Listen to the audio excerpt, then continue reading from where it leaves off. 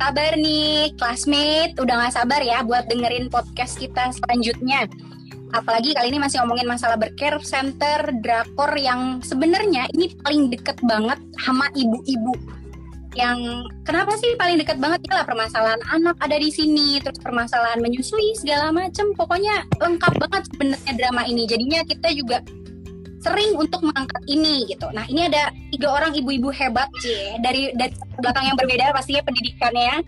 Ada Karisna, latar belakang IT, seorang IT yang keren banget, belajarnya luar biasa dari jauh-jauh dari Chiang Mai datang nih buat kita ya kan. Terus ada Mbak Dike, ada apa namanya narasumber yang hebat juga. Beliau adalah seorang konselor pasti ya Mbak ya dari ibu menyusui ya, betul ya? Iya. Ada Bunda Intan, ini juga keren abis. Kalau misalkan kita anaknya 2-3 aja udah pada berisik, udah pada rese gitu kan, kita udah bete. Tapi Bunda yang satu ini anaknya berapa? Kalah loh pemain sepak bola 12, ya kan? Plus cadangan berarti.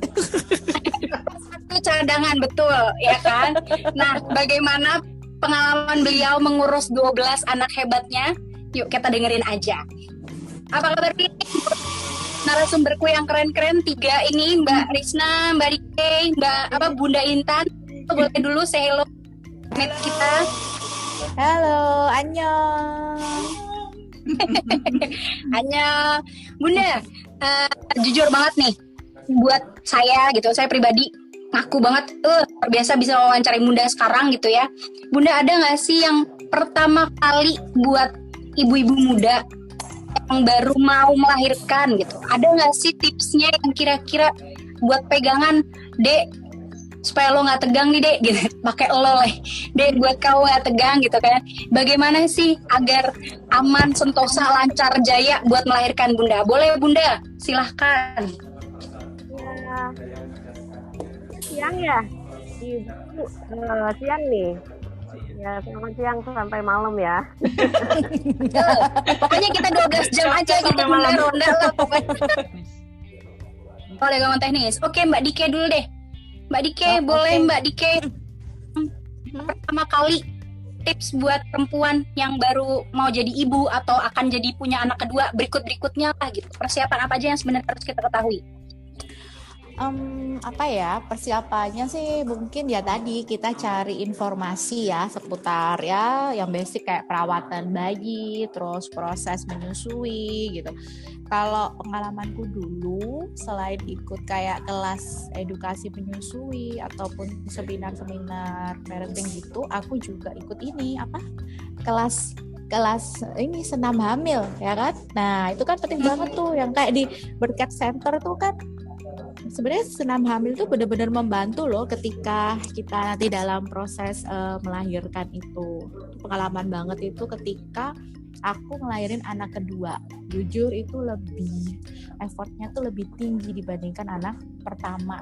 Jadi pembukaan yang lama gitu ya, udah siap gitu, udah keden berkali-kali, udah tinggal nongol, nggak keluar-keluar. Jadi beragam posisi untuk melahirkan itu yang diajarin di kelas senam hamil sampai teknik pernafasan itu benar-benar membantu. Jadi emang ya harus disempatkan lah ya, ikut senam hamil itu pun kan nggak selama hamil ya, ketika kehamilan udah 7 bulan ke atas kayaknya ya, senam hamil itu pun cuman seminggu sekali gitu. Jadi buat calon ibu gitu itu penting banget gitu, karena kalau pengalamanku sih emang membantu itu kalau dari segi yang persiapan akan melahirnya kan ya. Kalau di drama kita itu kan sulit tuh ya, si Yeji itu melahirkannya ya, dia nggak tahu tuh teknik apa mengejan, teknik pernafasan. Dia daftar senam hamil tapi mesti diwakilin suaminya kan.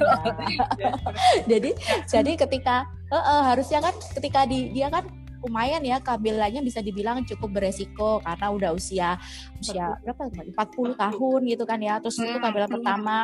Nah, dan harusnya memang dia punya bekal untuk itu, prepare buat persiapannya itu. Nah, salah satunya emang buat lancar melahirkan itu adalah senam hamil itu sih, kalau pengalaman aku kayak gitu. Nanti selain itu ya tadi kayak kelas edukasi menyusui gitu ya, gimana proses basic yang paling basic tuh tentang menyusui kayak gitu. Jadi sih ada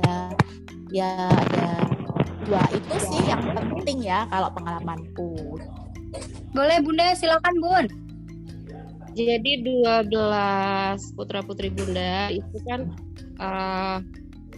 ya 12 pengalaman ya, 12 kali pengalaman. Nah itu mungkin kalau Mbak Deka benar itu ada senam hamil ya. Iya. Tapi Bunda karena sibuk gitu kan, ngepel aja di rumah gitu. Iya benar-benar. Iya itu juga sih yang kayaknya ya. Iya, ngepel di rumah. Kemudian kan posisi lokasi tempat tinggal kami itu kan gunung. Jadi turun naik gitu. Itu juga udah mempercepat proses persalinan ya. Nah, malah yang putri Bunda yang nomor 9 itu lahir di rumah. Itu lahir di rumah, ditolong oleh orang-orang rumah. Seperti itu. Ya intinya mah apa yang disampaikan oleh Mbak Deka itu sangat setuju sekali ya. Artinya ada istilahnya senam hamil ya. Tapi mungkin itu untuk masyarakat yang tinggal di kota ya. Yang jarang bergerak ya. Oh iya. Masyarakat yang di pedalaman gitu ya. Nah, Bunda termasuk Kabupaten Bandung. Itu kalau masyarakat mah ya rada ini. Nah, mereka mah persiapan melahirkan ya nggak ada persiapan seperti kita ribet gitu ya. Yang penting melahirkan aja gitu ya. Nah, kalau lebih gampang kayaknya Bunda ya. Maksudnya kalau yang yang memang masih gunung asri gitu kayaknya nggak ada gitu yang hitungannya kayak kita rempong gitu. Kalau mereka mah kayak jet langsung keluar gitu kayak kucing gitu. Apa gitu kayak bagaimana gitu bisa begitu. Kadang aku juga berpikir ya Allah mudah sekali gitu. Kalau dengerin ada juga sama kayak Bunda ya temen gitu. Itu anaknya juga sama kayak Bunda Belerot gitu. 11 dia malah sama lah. Itu juga sama kayaknya aku tuh ini doang masih bantu-bantu pagi nanti siangan jam 10-an udah lahir aja anaknya gitu. Jadi beneran tinggal ya beneran naik turun gunung terus aktivitas dengan ini jadi olahraganya itu gitu apa bagaimana Bun? Ya mungkin salah satunya pertama kan ya udaranya juga seger ya. Udaranya seger, kemudian aktivitasnya kan naik turun gunung gitu ya, kerja gitu, biasa aja gitu aktivitas sehari-hari. Dan kemudian suasana di gunung itu kan orang nggak ada kompetisi ya, artinya kompetisi kecil-kecilan lah. Kehidupannya normal lah di kampung seperti itu. Nah, adapun Bunda itu anak pertama, kedua, ketiga, dan keempat sampai kelima itu kan di kampus Bu di Jogja. Jadi pas mau melahirkan kuliah Bun. Iya. Jadi pas mau melahirkan kembali ke Bandung. Nanti kembali lagi ke Jogja gitu. Jadi anak pertama, kedua, ketiga, keempat, kelima lulus itu anaknya 5. My God. Jaraknya berapa tahun sih Bun kalau boleh tahu dari 12 tuh berapa jadi aku bisa membayangkan berarti nggak ada liburnya Bunda tuh kan berarti mantap jadi saya langsung merasakan repotnya bagaimana gitu kan. Bunda itu anak pertama sama anak kedua berpikirnya sesuai dengan kampanye yang selalu digaungkan oleh pemerintah gitu ya bahwa kalau kita menyusui itu tidak akan hamil gitu. Nah, Bunda itu menyusui gitu. Nah, anak pertama usia 6 bulan, kok udah hamil lagi gitu. Bayangkan itu. Anak pertama usia 6 bulan itu hamil. Anak yang kedua. Karena yakin banget kalau menyusui itu bisa jadi tidak akan terjadi pembuahan katanya gitu ya. Benar nggak? Teorinya sih gitu, Bunda. Betul, pernah dengar juga. Nanti kita tanya apa konselor ASI-nya, apakah seperti itu, kita bisa tuh nanti tuh. Boleh. Jadi anak pertama baru usianya 6 bulan, Bunda udah hamil. Anak yang kedua, bayangkan aja, masih menyusui. Padahal full ASI ya Bunda ya? Full, maksudnya anaknya benar-benar menyusui doang? Enggak, maksudnya belum dikasih makanan tambahan kan? Belum 6 bulan ya? Belum sama sekali.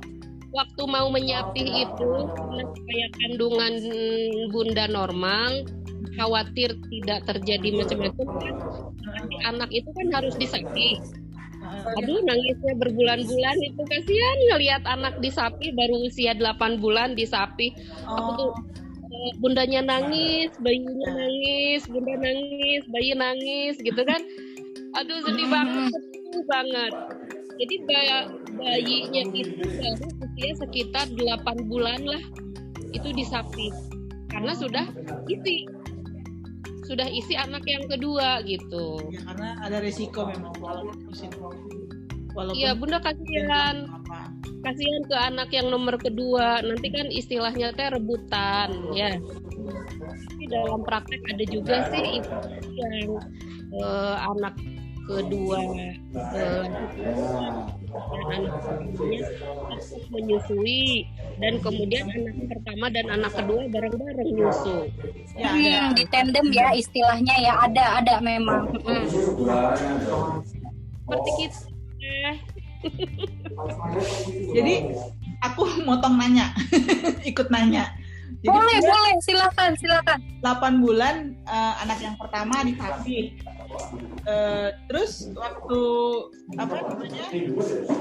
waktu lahir anak yang kedua itu akhirnya gimana? Dilanjut enggak gitu ya? Dilanjut enggak?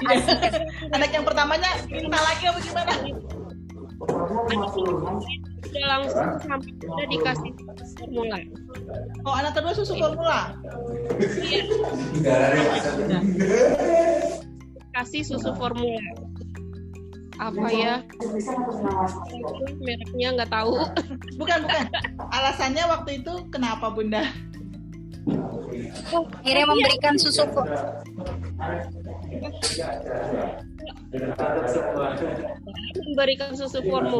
pada putra ya, supaya asupan gizi cukup. Kalau nggak dikasih gimana? Nggak kan bisa menyusui sama ibunya. Ya belum setahun. Nggak, aku pikir anak kedua jadinya nggak dikasih ASI gitu loh.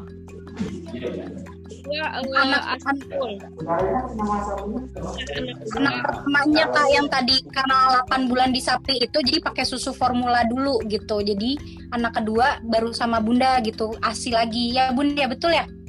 Betul ya Bunda? Anak kedua itu ASI sampai usia 1,5 tahun lah.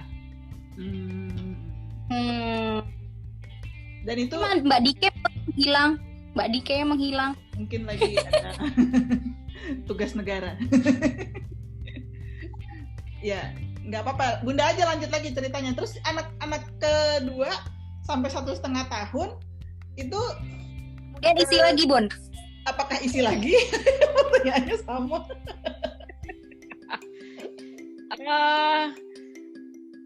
Enggak lah, ada jarak 2 tahun kalau nggak salah. Ada jarak 2 tahun.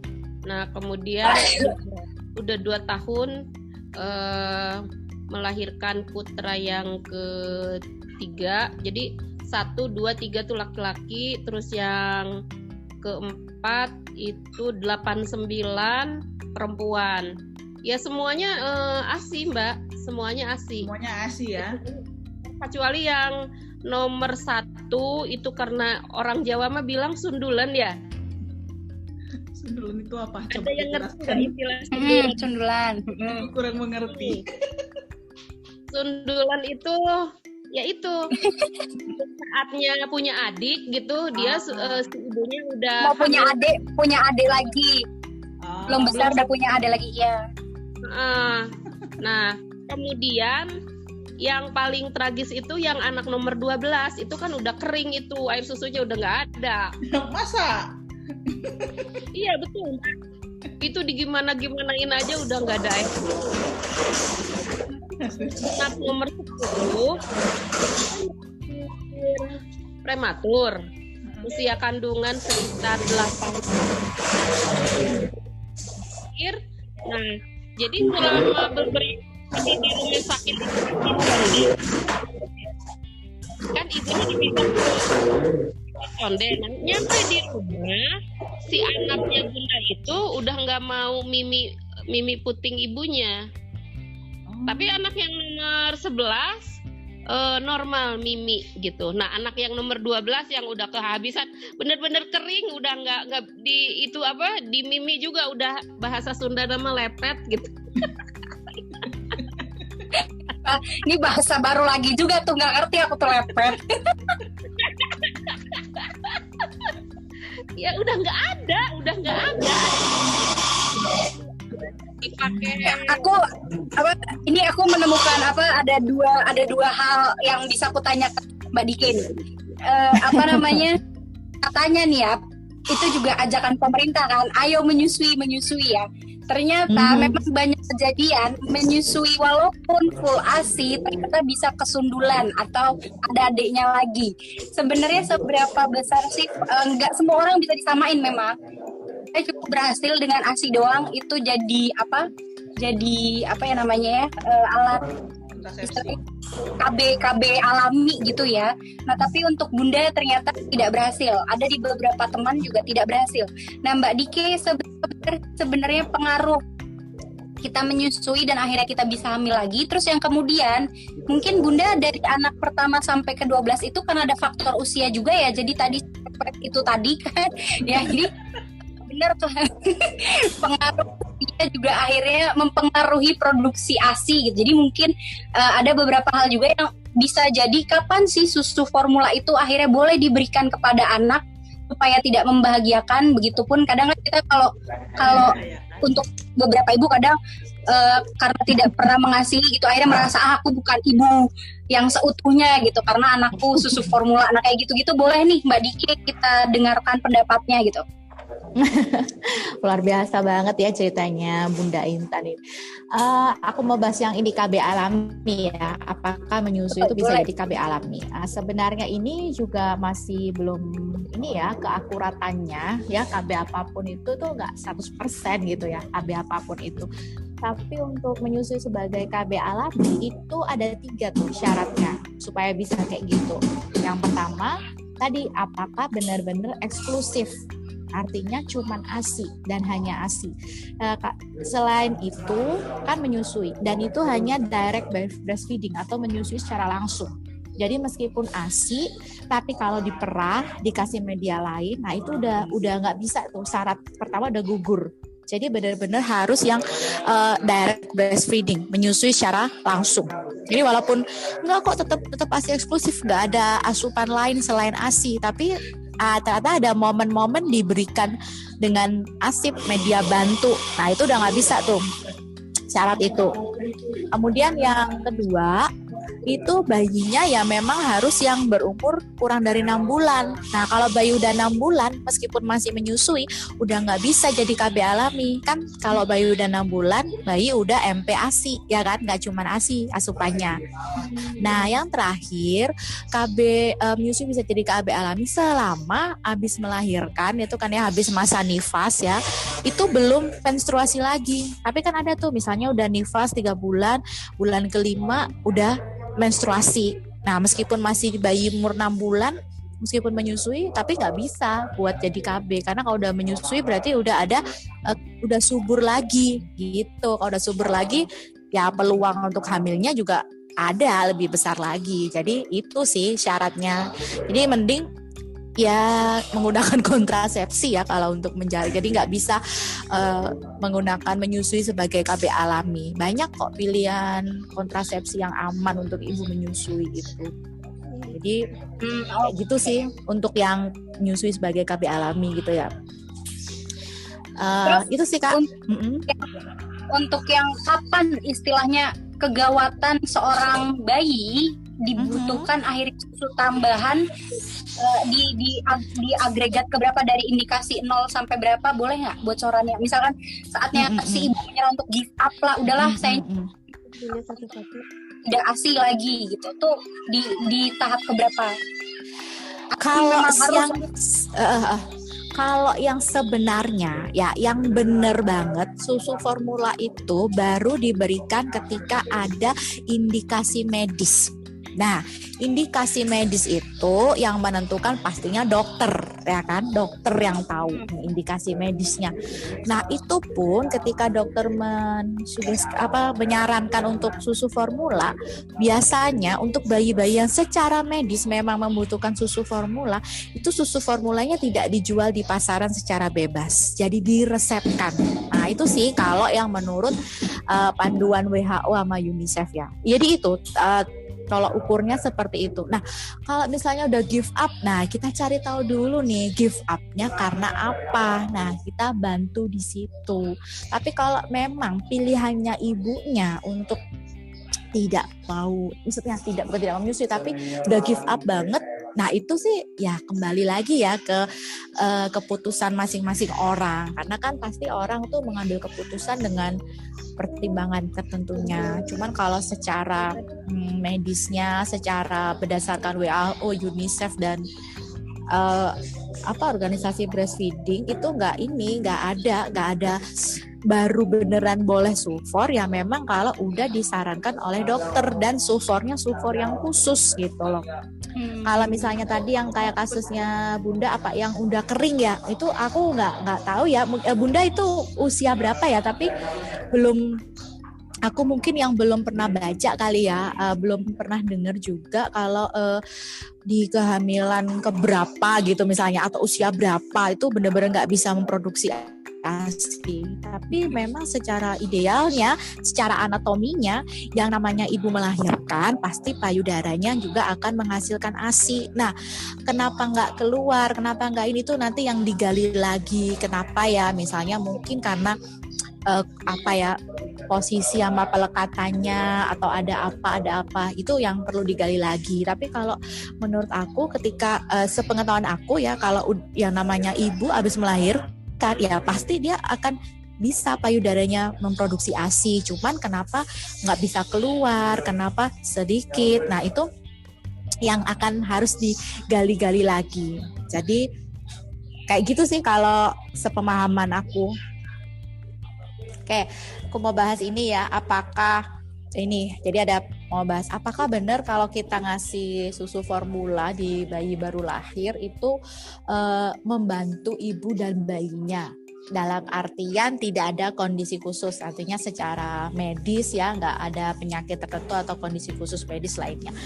Itu justru pemberian 1 botol susu formula buat bayi baru lahir yang tidak ada indikasi medis itu bisa menghambat proses menyusui di periode berikutnya. Jadi jadi menghambat ibu untuk bisa menyusui karena tadi di hari-hari pertama memang kan ASI itu keluarnya nggak banyak gitu loh. Dan kenapa? Karena lambung bayi itu ukurannya cuman kayak kelereng. Nah, jadi cuman beberapa tetes aja.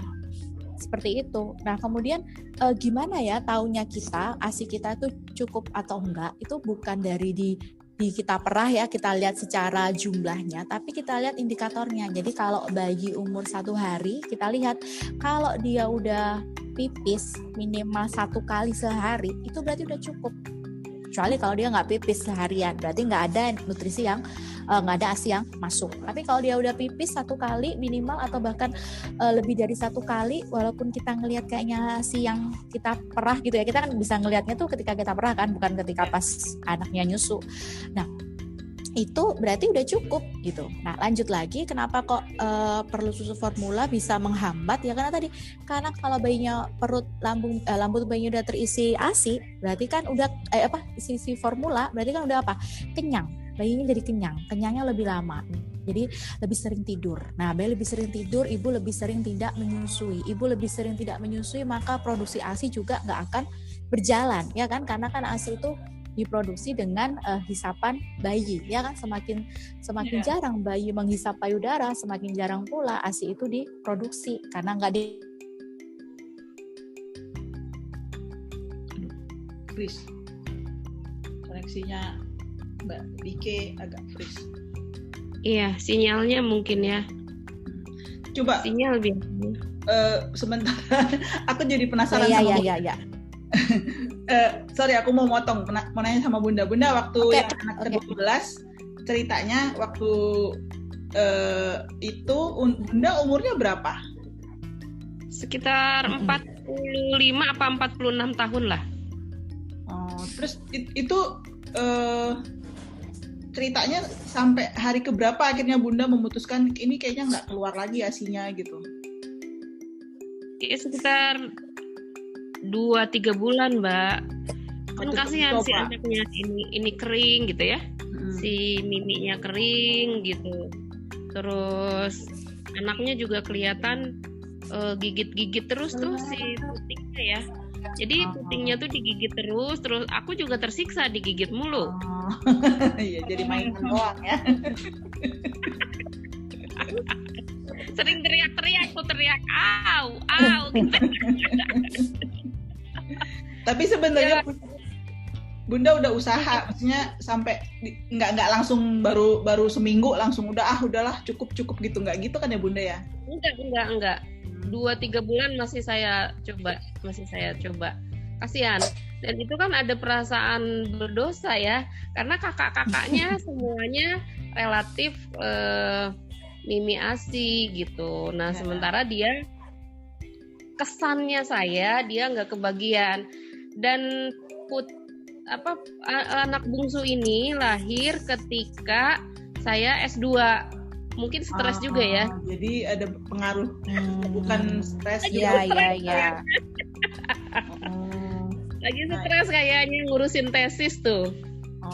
Pasti keren itu mah, keren. Jadi memang termasuk kan ini itu ada faktor psikologi ibu juga. Ada faktor-faktor lain. Iya, ada faktor-faktor lainnya. Jadi bukan, ya berarti tadi kesimpulan kita, aku pikir tadinya Bunda nyerah baru di minggu-minggu pertama anak terakhir lahir, kayak udahlah ini kayaknya nggak bisa ASI gitu. Ternyata memang kayaknya Bunda tetap berusaha, tapi mungkin karena Bunda udah banyak juga lah faktor-faktor yang masalah psikis, masalah stres. Mungkin itu kali yang bikin ya ASI-nya juga jadinya tambah seret ya, karena kan ya kita tahu yang bikin ASI lancar itu perasaan bahagia ya. Iya. Jadi Mbak, anak itu lahir ya, si anak bungsu itu lahir, kemudian 2-3 hari sesudah dia lahir, langsung saya ngebut ngejar tesis. Sebulan sesudah itu ujian tesis. Itu jadi I see. Ya itu Keren banget Bunda. Kebayang. Jadi kita bisa dapat gambaran. Tak loh, kuliah dari ini ya, dari kuliah S1 sampai S2 Runningnya bisa Bunda sambil tuh running melahirkan 12 kali. Semuanya normal. salah satu halnya ini ya. Normal semua ya Bun? Iya kan? Ada satu yang lahir ini usia 7 apa 8 bulan. Oh, prematur ya, Bu. Tapi prosesnya normal.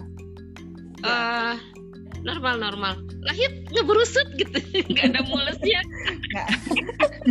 Nggak betah dia, pengen duluan. Tuh bener kan? Bener. Akhirnya pada gampang gitu. Nggak pakai mules itu, burusut gitu. Aduh. Mbak Dian, monggo tadi terpotong. Ya, lanjut Mbak Dike. Iya, jadi kayak gitu. Jadi untuk tahap-tahap awal-awal menyusui, jadi kalau misalnya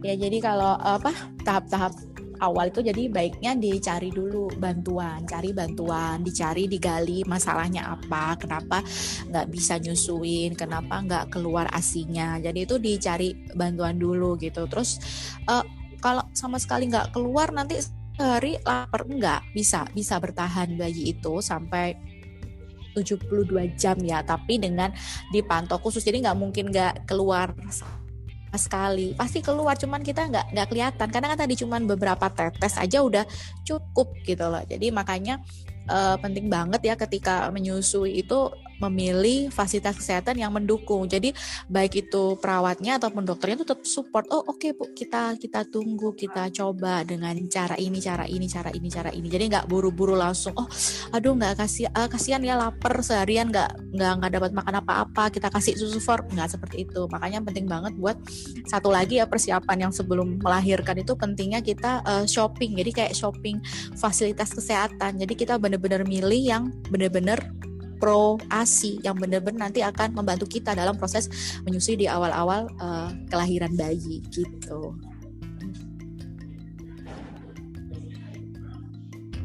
Oke, mantap. Berarti kita sudah menjawab, kayaknya banyak banget daftar pertanyaan. Kita sudah menjawab 3 pertanyaan. Yeah. Nah, Bunda, sebagai ibu luar biasa, sebelumnya teman-teman Drakor Class belum tahu nih kalau Bunda Intan adalah seorang single fighter, betul ya, Bunda ya? Ya. Iya. Bun, boleh tahu Bun, maksudnya sudah berapa lama Bunda jadi ibu tunggal Bunda dari 12 putra putri Bun? Sejak tahun berapa gitu, maaf? Lebih kurang 6 tahun. Oh, sudah tuh luar biasa. Sudah 6 tahun. Waktu almarhum belum berpulang gitu ya Bun ya.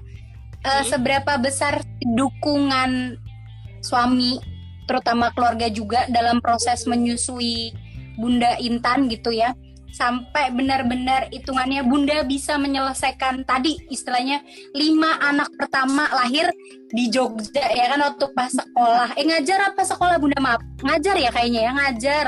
Terus harus pulang ke Bandung dulu, terus balik Kuliah. S1 berarti ya, S1 ya kan? S1 kuliah bolak-balik kuliahnya Bandung, Jogja, itu nggak deket loh, nggak cuma kayak dari sini Depok gitu kan, itu cukup jauh gitu kan. Apalagi belum itu juga ada proses menyusui. Nah ya kan, proses menyusui yang juga perjuangannya pasti untuk ibu yang sudah berpengalaman itu tidak mudah gitu kan. Nah Bunda, seberapa besar dukungan keluarga yang sampai membuat Bunda hampir 11 hampir semuanya berhasil menyusui. Orang hitungannya 2 bulan kan si kecil juga bukan karena Bunda menyerah kan, tapi memang ada faktor yang memang kita mengharuskan, akhirnya memang harus memberikan susu tambahan. Makanya tadi saya selalu bilang bahwa kadang ibu itu kalau nggak ASI itu ada rasa bersalah gitu. Bunda pun mengalami hal tersebut. Makanya saya bilang bagaimana sih dukungan almarhum terus keluarga Bunda sampai benar-benar Jogja, Bandung dijalani dengan putra, kemudian S2 terakhir pun masih melahirkan si kecil itu, nggak di kepalaku udah nggak nyampe gitu, di bayangannya nggak nyampe gitu kan. Tolong diceritain Bun, silakan Bun. Iya, almarhum suami tuh istilahnya udahlah terserah Bunda mau punya anak berapa, gimana, pokoknya aku mau ikutan kamu aja gitu kan. Kami itu aku kamu gitu kan ngomongnya teh, aku kamu itu biasa gitu. Kadang-kadang ditegur oleh orang-orang Jawa Timur itu nggak boleh sama istri bilang kamu, hai kamu mau kemana gitu. Ih bilang atuh adik atau apa gitu. Ih kami berdua udah aku kamu gitu ya. Jadi salah satu hal yang juga menjadi perjanjian antara Bunda sama almarhum suami, pokoknya selama 9 bulan aku yang ngandung ya, tapi sesudah lahir aku nggak akan gendong anak, kamu yang gendong. Jadi anak-anak udah pada gede gitu, udah urusan suami, itu tanggung jawab kamu. Aku udah 9 bulan ngandung gitu kan. Jadi ya pembagian tugasnya tuh bagus loh. Itu pembagian tugas yang boleh dicontoh kan. Bener dong kan tadi untung nih aku juga nih di bercare center ini juga ada tuh istilahnya masalah keharmonisan dengan suami yang hitungannya katanya nih kalau habis punya anak itu tuh nggak bisa saat-saat masih pacaran udah hilang lah, udah lewat gitu kan. Boleh tuh Bunda, gimana pembagian sampai ada perjanjian begitu. Nah ini penting, ini bisa dicatat, ditaruh, dimasukin gitu kan. Terus ngajuin proposal, nggak mau diceritain Bun, monggo gue. Pokoknya aku Mas nggak mau deh, pokoknya gendong-gendong bayi apa gitu ngurusin. Pokoknya kalau udah di luar urusan kamu ya gitu. Aku cukup aja ngandung gitu. Oke, siap gitu kan. Waduh. Wow. Jadi suami siaga. Jadi beliau itu ini banget gitu ya, responsif banget. Apakah beliau memandikan bayi, apakah dia gendong, ngurus, nyuapin, semualah gitu. Pokoknya urusan Bunda ngandung aja itu kan 9 bulan sampai ke WC tuh. gitu. Gitu. Nah, alhamdulillah itu berjalan, Mbak, sampai punya cucu gitu. Dan ya kami punya komitmen lagi, pokoknya ada persoalan-persoalan apa kecil, apa besar, apa dahsyat gitu ya. Jangan kami komitmen tidak bertengkar di hadapan anak-anak. Pokoknya pergi dulu kemana gitu pakai motor, lah udah bertengkar misalnya di satu tempat di situ, udah perang ya. Gitu ya, perang tanding enggak ya. Nah pokoknya kami pergi dulu kemana menghindari anak-anak supaya tidak bertengkar di hadapan mereka gitu. Itu hal yang kami jaga banget gitu, sehingga anak-anak semua tahu kalau ditanya pernah nggak ayah sama bunda bertengkar? Aku nggak pernah tuh lihat ayah sama bunda bertengkar, mereka selalu harmonis. Ya kalau cuma beda-beda pendapat dikit di hadapan anak-anak biasa gitu. Dan itu sampai sekarang anak-anak tuh tahu gitu, ayah sama bunda nggak pernah bertengkar gitu. Seperti itu ya. Luar biasa. Aduh ya Allah, langsungnya selalu luar biasa loh. Mbak Risna, dirimu jauh dari keluarga, ya kan, di Chiang Mai, nggak deket, ya kan, nggak bisa misalkan, aduh anak gue ngompol mama, tolong bantuin tuh nggak mungkin, ya kan, jauh mama di Medan ya kak ya, boleh dong, share dong, orang yang deket aja yang hitungannya cuma tetangga mungkin bisa, tapi buat Karisna itu hal yang tidak mungkin, hitungannya sewaktu-waktu minta tolong. Baik ibu mertua maupun mama sendiri ya kan buat ke Chiang Mai itu adalah apalagi pandemi begini gitu. Nah dikala waktu itu gitu kan pengalaman hitungannya dinikmati berdua bersama Abang Jo gitu kan, itu bagaimana sih biar bisa bagian popok di dirimu, bagian ini di diriku gitu kan, sementara dirimu juga sesar yang aku tahu banget rasanya jahitan belum kerincin gitu kan, udah harus bagaimana ya buat bangun, duduk dan segala macam. Nah monggo kak silahkan. Iya, nah kalau aku waktu itu ceritanya kan melahirkan itu mamaku terlambat datang, jadi udah direncanakan mamaku mau datang, terus ada kejadian kemalangan keluarga, terus akhirnya diundur pesawatnya ke sini. Mamaku belum datang, udah mules, udah tadinya kirain mau ngecek biasa, bahkan aku belum bawa tas buat nginep di rumah sakit kan, nggak taunya si rumah sakit bilang ini udah bukaan 4. What? Gue nggak ngerasain apa-apa. Katanya udah langsung disuruh ini tinggal buat itu, akhirnya ya suami yang harus pulang kan buat ngambil baju lagi. Udah aku siapin sebenarnya, tapi ceritanya belum aku bawa ke mobil. Ya kan masih, soalnya kalau dari jadwal hari perkiraan lahir tuh masih seminggu lagi. Makanya waktu mamaku diundurin tiketnya pun aku masih santai gitu kan. Nah ya udah kan, terus pas sudah kayak gitu ya udahlah ditunggu aja gitu. Tahu-tahu nggak tahu nih si anak pertama ini kayaknya tahu kan, si dokter aku yang biasa lagi nggak ada, lagi keluar kota.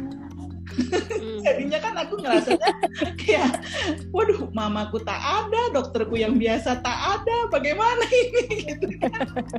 Mungkin jadi ada psikis juga gitu ya. Aku jadi takut malah kalau lahir hari itu juga gitu. Aku kayak pengen nunggu gitu kan. Nggak taunya.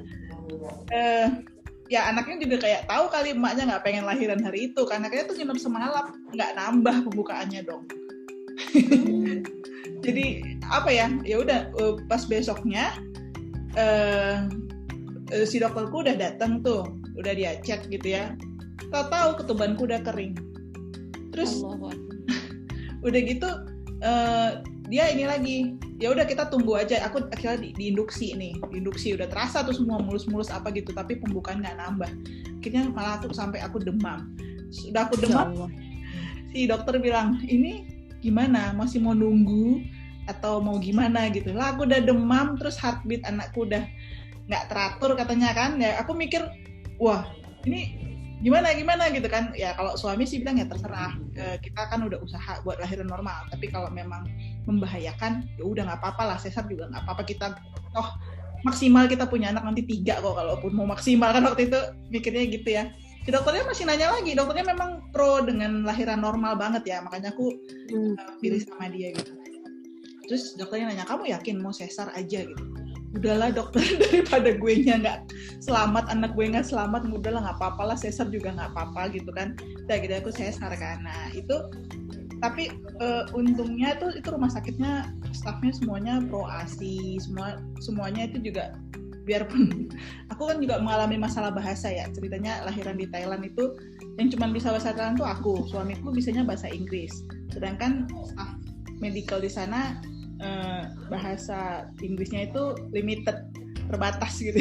Jadi aku yang dioperasi, aku yang harus nerjemahin, aku yang oh my god, itu lebih kece, itu kece juga.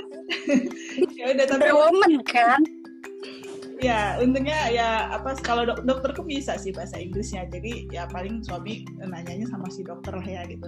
Terus jadi pas aku udah melahirkan itu, yang pertama kali kangaroo care itu malahan bapaknya, malahan si Joe yang kangaroo care gitu, karena kan aku masih pemulihan kan. Terus ya masalah menyusui juga di sana mereka ngajarin. Aku pikir ya waktu dulu itu menyusui itu otomatis. Ya anak kan langsung bisa lah kan, katanya ada intrik. Aku udah dapet, aku belajar juga sih soal persiapan. Aku ada ikut kelas persiapan melahirkan juga untungnya. Jadi ya kayak masalah ASI nggak langsung keluar, itu semua aku udah tahu sih ya. Dan nggak langsung panik gitu ya. Terus tapi ini kan namanya baru dioperasi kan, gerak itu susah ya. Ganti popok. Jadi kan berapa kali kan dibantuin suster. Waktu berikutnya kan anaknya nangis gitu ya, diperiksa pipis gitu, panggil suster yuk gitu. Tahu susternya ngomong gini, ya kalian belajar dong ganti popok sendiri.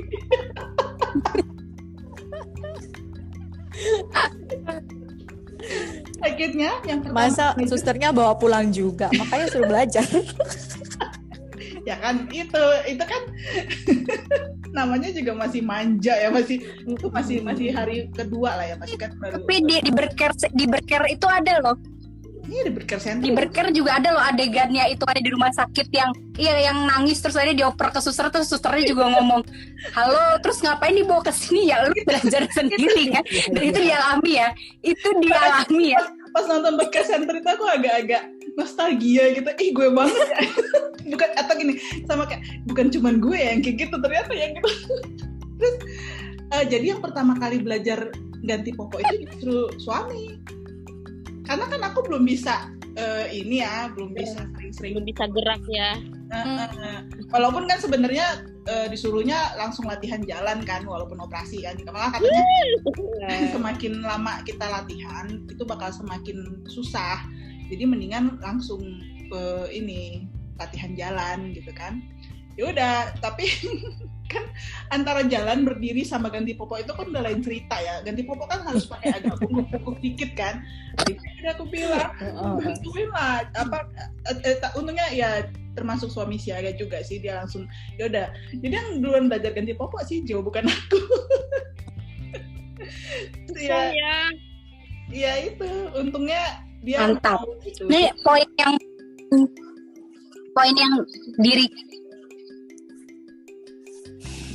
poin yang ku dapat hari ini memang adalah dukungan pasangan itu mempengaruhi keberhasilan seorang ibu dalam memberikan ASINya dan kerjasama yang luar biasa juga membuat hubungan semakin harmonis, luar biasa.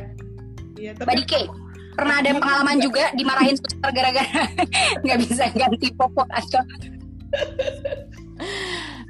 gimana Karis? Ya, aku mau bilang aku kagum juga sama Bunda gitu. Ternyata ada yang kayak perjanjian sebelum lahir gitu. Nggak cuma perjanjian pranikah ya. Aku sih nggak pakai perjanjian sih, iya, tapi kita juga. Aku juga tuh, makanya aku baru tahu orang. Iya, maksudnya ya udah tahu sih suami bakal support ya. Dan itu nggak pernah ada Aduh. Pokoknya gendong. Oh, makanya tapi ini loh, nggak pernah ada di gitu kan. Kalau kepala anak-anak aku gitu bakal ada tipikal yang hitungannya harus ada perjanjian gitu. Oh, mungkin perlu dibikin perjanjian sih lebih baik. Pokoknya gendong itu perjanjiannya ayah gitu. Jadi kalau anak-anak itu kadang-kadang kan pengen juga kan digendong sama bundanya. Yeah. Enggak aku mah udah cukup 9 bulan gendong kamu di perut gitu kan. udah itu tugasnya ayah gitu kan. Sering loh bunda nolak kalau anak lagi minta digendong sama bunda gitu kan. Udah enggak itu perjanjian ayah. Kasihan juga sih, aku tuh raja tega gitu ya. Nih, ada lagi yang ingin kutanyakan berikutnya adalah sebenarnya perasaan ini tuh sangat kurasakan waktu saat menentukan aku mau resign kerja apa enggak gitu ya. Ini pertanyaan klasik sebenarnya buat para ibu gitu kan. Emang bisa habis punya anak gitu kan harus jadi IRT ya gitu, atau apa aku balik kerja lagi ya, tapi nemuin pengasuh tuh nggak semudah membalikan telapak tangan gitu loh. Dari bunda dulu yang hitungannya nggak pernah berhenti memupuk mimpi, mulai dari sekolah punya 12 dan S2 itu bukan sebuah hal yang murahan, itu prestasi luar biasa gitu kan. Diri aja anak 3 belum S2 soalnya. Bunda, untuk permasalahan kelas Bunda, tolong dong gitu tipsnya Bun.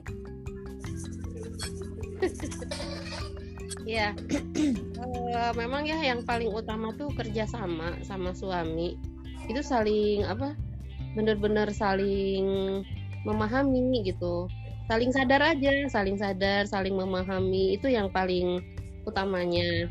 Dan kemudian Allah kasih kami seorang pembantu yang dari mulai anak ke 5.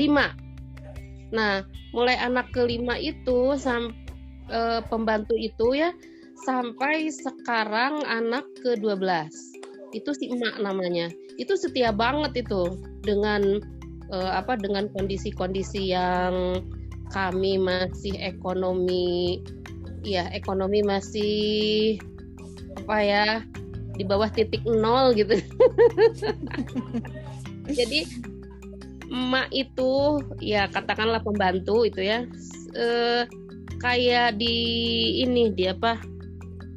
diutus lah sama Gusti Allah khusus buat bunda gitu, sehingga segala sesuatu berkaitan dengan urusan di dapur, pengurusan anak, masak dan lain sebagainya ada emak, sehingga bunda bisa karirnya lancar, kemudian kerjanya juga jalan gitu.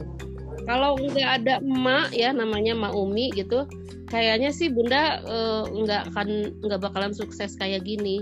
Karena ada Mak Umi itulah sampai sekarang beliau masih ngasuh anak-anak gitu, seperti itu. Luar biasa.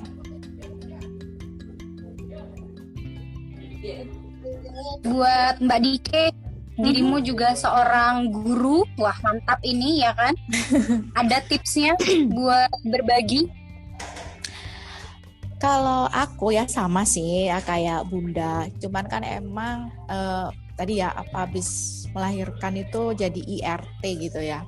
Itu sih tergantung kesepakatan bersama masing-masing keluarga ya. Kalau suamiku udah emang udah kasih warning, kalaupun aku bekerja itu nggak full time. Jadi sebisa mungkin lebih banyak waktu di rumah. Jadi boleh, aku ngajarnya kebetulan di les-lesan. Jadi mungkin untuk perjalanan sampai ngajar itu 4 jam aja ninggal rumah gitu ya. Jadi cuma 2 jam ngajarnya. Karena emang dia inginnya itu. Jadi inginnya aku tidak full berkarir. Oke, aku bisa menerima itu. Itu ya. Jadi belum kesepakatan. Nah, terus ketika bekerja apakah bisa menyusui? Iya, bisa. Walaupun mungkin ibu bekerja itu butuh perjuangan yang lebih gitu kan ya, karena harus nyiapin ASI perah gitu kan ya, harus nyiapin ASI perah. Apakah di kantor itu ada fasilitasnya kayak ruang menyusui? Untuk beberapa kantor besar yang udah mengerti itu pasti ada ruang menyusui, tapi ada juga yang nggak ada. Jadi perjuangannya biasanya di musola gitu ya. Musola sih masih nggak apa-apa, tapi yang lebih menyedihkan lagi sampai harus pumping di toilet. Nah itu juga perjuangannya ibu bekerja ya untuk bisa tetap menyusui. Itu PR-nya satu, nyiapin ASIP. Yang kedua, nyiapin ini yang mengasuh tadi kan ya, harus cari pengasuh. Nah kebetulan sih aku selalu didampingin orang tua. Jadi dulu awal-awal baru menikah masih numpang ya di rumah ibu mertua. Gimana pun ibu mertua masih sempatlah bantu-bantu ketika lahiran. Cuman ketika aku harus ingin balik ngajar lagi, nggak mungkin minta bantu ibu mertua, karena ibu mertua udah ngasuh 2 ponakan, nggak mungkin kan tambahin 3 gitu kan ya. Ya udah, aku yang memboyong mamahku ikut ke rumahku. Jadi diasuh oleh mama. Nah itu juga dipersiapkan. Jadi ketika mau cuti, mau mulai ngajar lagi, mamaku aku ajak ikut kelas edukasi menyusui juga untuk persiapan ibu bekerja. Jadi mama itu belajar cara memberikan ASIP yang benar. Jadi ASIP perah itu diberikan dengan berbagai media kecuali DOT. Karena kalau pakai DOT kemungkinan besar bayi bingung puting gitu ya. Jadi penyusunya terhambat dan lain-lain. Nanti mungkin kita bisa bahas lebih lanjut. Gitu. Jadi mama itu bantu. Kalau uniknya walaupun 2 cucu pertama udah bisa ngasih ASIP dengan gelas ya, waktu itu anakku yang Caca itu pakai gelas pakai sendok bisa, mama bisa. Nah yang kedua ternyata pakai sendok nggak bisa, dia nggak mau. Nah, mama belajar lagi ngasih pakai gelas loki. Nah itu emang aku persiapin gitu loh jauh-jauh hari sebelum ninggalin. Jadi tetap ikut kelas edukasi lagi, mama diajarin lagi cara-caranya dan alhamdulillah itu berhasil gitu loh. Jadi memang kalau ibu bekerja untuk tetap bisa menyusui sangat butuh dukungan dari lingkungan sekitar ya, mulai dari pasangan tentu ya, harus pasangan, kemudian juga lingkungan kerja, bagaimana apakah kalaupun memang nggak ada ruang khusus untuk memompa ASI, paling nggak dikasih waktu gitu. Terus yang ketiga ya pengasuhnya. Nah bayi ini diasuh siapa? Nah pengasuhnya juga harus memahami tuh gimana cara menyiapkan ASIP-nya, terus memberikan ASIP-nya bagaimana. Nah itu memang yang harus dipersiapkan. Jadi sebelum ibu ini kembali bekerja, dipersiapkan sebelum cuti melahirkannya habis, kayak gitu sih pengalamanku.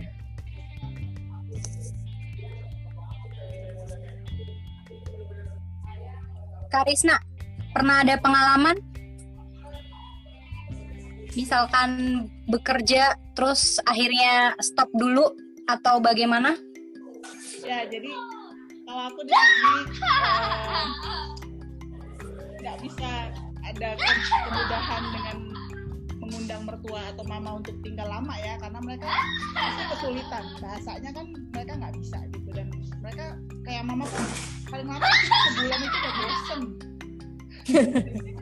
Boro-boro ya kalau mau kerja, pilihannya itu antara mengirim mereka ke daycare atau daycare-nya harus yang full day kan, berarti kalau aku bisa kerja kan, sama punya kayak orang buat di rumah ngejagain. Tapi kan orangnya orang Thai dong berarti gitu. Terus akhirnya mikir-mikir, nanti anak gue jadi anak Thai dong kalau gue punya Bahasanya ya. neni orang Thai. Akhirnya keputusannya berhenti kerja. Selisih antara yang terhasilkan dengan buat membayar orang dan faktor akhirnya nanti anaknya kedepannya bagaimana itu, mendingan aku berhenti kerja gitu. Karena ya udah dicukupin aja dengan single income.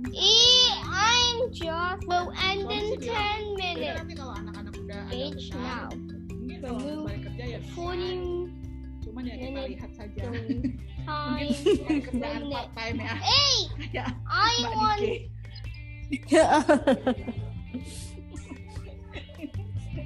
Anaknya Tapi sebenarnya mau ibu bekerja maupun enggak tuh kita bekerja loh, ya kan? Bener ya. Nah, Terutama bunda tuh yang hitungannya nge-tweet aja dapat duit, Bun. Wow, ulala loh. Itu aku belum, ilmunya kadang kayaknya harus di lain hari ya kita berbagi banget itu ilmunya. Ini pertanyaan terakhir buat para 3 Wonder Woman, ibu-ibu hebat. Tidak pernah ada ibu sempurna, setuju ya? Tapi Setuju. kita selalu berusaha untuk yang terbaik buat keluarga. Tips akhir yang kena mantep nyentil pokoknya, apa sih buat para ibu yang mungkin sekarang sedang menghadapi ya rasa lagi lemah, letih, gumula apa ya pokoknya lagi tidak bergreget untuk sesuatu gitu kan.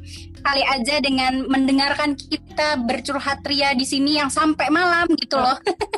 Sampai malam. Silakan Bunda, dari Bunda, Mbak Dike, Karina di penutupan terakhir. Silakan. Baik. Ada masa-masa kita itu down ya, letih, lesu gitu. Ada masa itu yang membuat kayaknya udahlah hidup ini end gitu kan. Tapi kan dengan adanya putra-putri kita, mereka itu bertumpu pada kita gitu. Jadi tetap semangat itu harus kita pupuk ya. Jadi setiap hari kita memupuk semangat supaya kita semangat hidup gitu. Bunda ditinggalkan wafat oleh almarhum aja 1-2 tahun itu kan istilahnya kelepek-kelepek gitu ya. Untung anak-anak udah pada dewasa ya. Nah itu bagaimana Bunda memotivasi diri agar bisa kembali hidup gitu, kembali mau hidup gitu. Nah itu salah satunya ya keberlangsungan pendidikan putra-putri Bunda ya, melahirkan putra-putri kita yang alhamdulillah Bunda itu sampai 12, itu merupakan amanah dari Allah dan kita itu termasuk manusia pilihan. Kita tuh dipilih oleh Dia gitu untuk memelihara ciptaannya gitu. Sehingga ya ada kalanya kita sedih, apalagi lemah, letih, lesu gitu kan. Lemah, letih, lesu, apalagi lah. Itu jangan terlalu lama di rundung duka gitu. Jangan terlalu lama di rundung duka karena kita adalah manusia pilihannya untuk mendidik putra-putri kita agar lebih baik dari kita gitu ya. Harapannya sih kalau misalnya kita S1 ya, nih Bunda S1 atau S2, anak-anak itu harus bisanya S3 gitu. Lah biayanya nggak apa-apa, doa aja gitu. Mudah-mudahan dengan doa ya di saat kita sudah tiada mungkin anak-anak ada rezekinya bisa melanjutkan sekolah gitu ya, melanjutkan harapan-harapan kita. Artinya seorang ibu itu memang harus tangguh, diciptakan oleh Allah itu harus tangguh ya. Kemudian seorang ibu tuh istimewanya dipilih di dalam tubuhnya itu ada rahim. Nggak ada tuh di tubuhnya laki-laki namanya rahim, tapi di tubuh perempuan itu ada yang namanya rahim. rahim itu kan salah satu asma Allah. Ya, jadi kita tuh yang punya rezeki, ya rezeki itu kan rezeki dari Allah, melahirkan anak-anak kita, laki-laki perempuan ataupun laki-laki aja nggak apa-apa sama. Nah, itu artinya kita sebagai makhluk pilihan, ya yang namanya makhluk pilihan harus hebat. Gitu. Mantap. Mbak Dike, dilanjut. Iya. Aku udah tinggal ini aja, udah nyiapin tisu ntar kalau tiba-tiba berembes mili. Ya sama sih kayak yang endingnya Birdcast Center kemarin ya, bahwa nggak ada ibu yang sempurna, nggak perlu jadi superwoman. Jadi penting banget untuk pembagian peran ya dalam proses pengasuhan itu, entah itu sama pasangan atau mungkin sama keluarga terdekat yang membantu kita gitu. Jadi biar apa sih ya, biar ibunya bahagia. Dan kemarin gitu, yang penting itu adalah kebahagiaan ibunya. Kalau ibunya bahagia, anaknya bahagia gitu deh.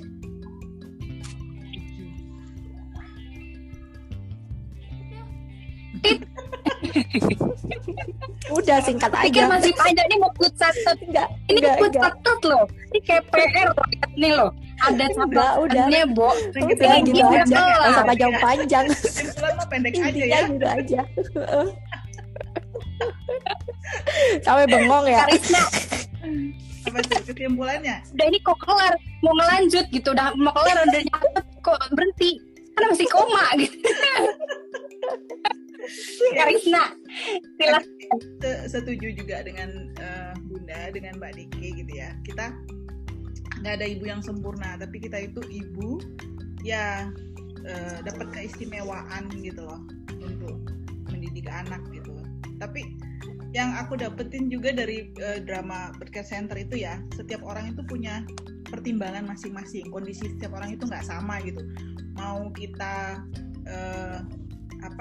kerja atau kita mau di rumah gitu ya, kan situasinya beda ya.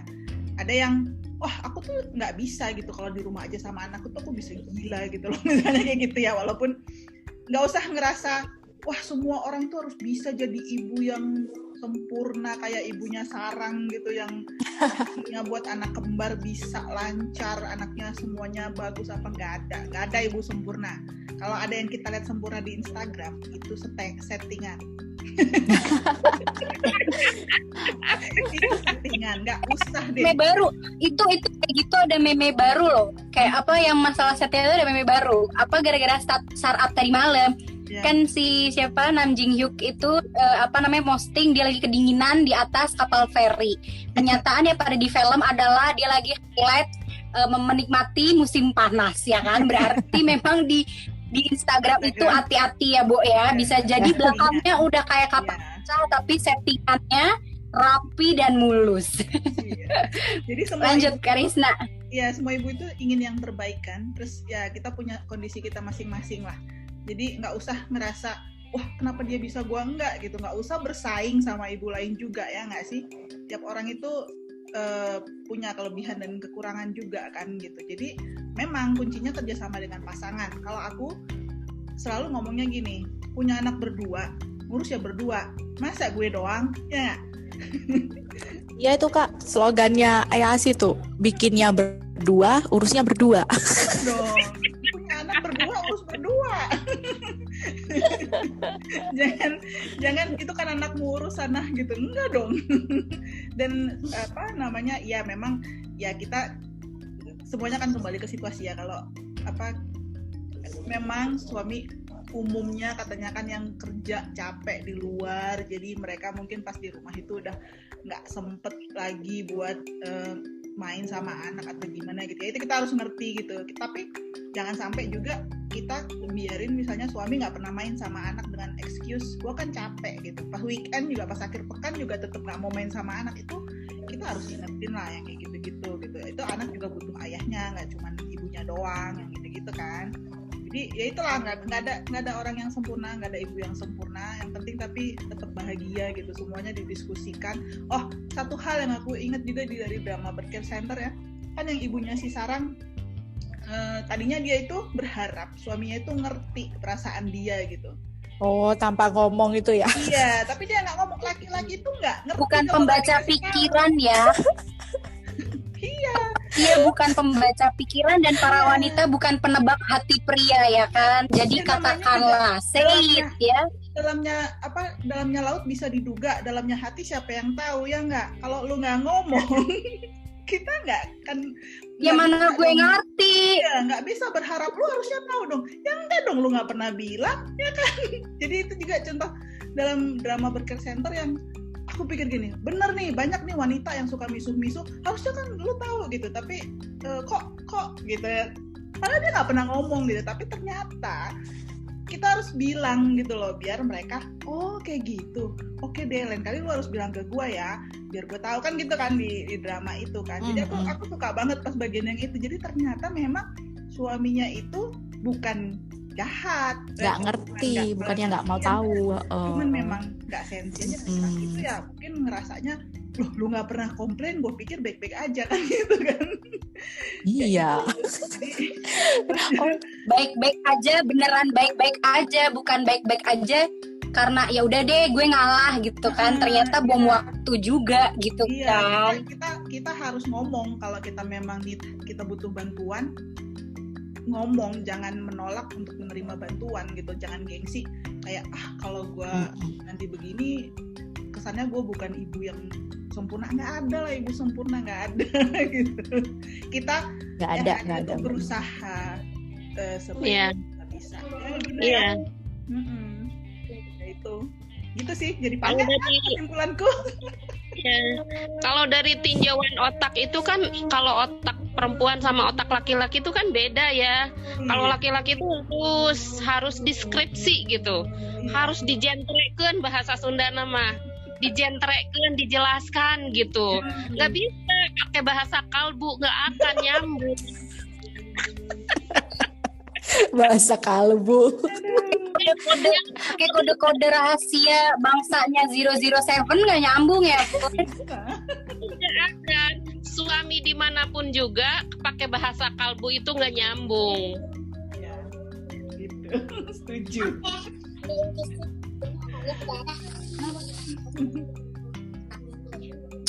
Ini pelajaran besar buat saya pribadi. Makasih banget buat ketiga mama hebat, Bunda Intan, Karisna, Mbak Dike, Mbak Dian. Duh, salut. Ini pelajaran banget buat saya pribadi. Terus buat teman-teman Drakor Class pastinya 2 jam setengah loh kita ngobrolin masalah perempuan ya kan. Emang kalau udah bahas masalah perempuan tuh gak ada matinya gitu loh. Karena Makanya perempuan bener semua Bunda harus selama mengeluarkan siang sampai malam. kata 20.000 kata ya kan. Masih banyak banget yang bakal dibahas di Drakor Class, nggak cuma Berker Center doang ya. Jadi pantengin, kayaknya abis ini bererot tuh bakal ada drakor yang lain buat dibahas. Salah satunya adalah Ninetale kayaknya ya. Terus abis itu gak mau ada lagi Sageuk yang drakor kerajaan. Siapa yang suka dengan sejarah boleh banget ya kan untuk mampir-mampir ceki-ceki. Pokoknya nggak cuma podcast, kita punya apa aja. Ada YouTube, pastinya ada blog kesayangan kita yang selalu update tiap hari ya kan. Ada iklive yang tiap hari Jumat di jam 7 atau jam 8 malam, tergantung narasumbernya bersedia di jam berapa. Maklum emak-emak jadinya harus disesuaikan dahulu ya kan. Pokoknya jangan kemana-mana. Terus acara yang keren dari kami gitu kan.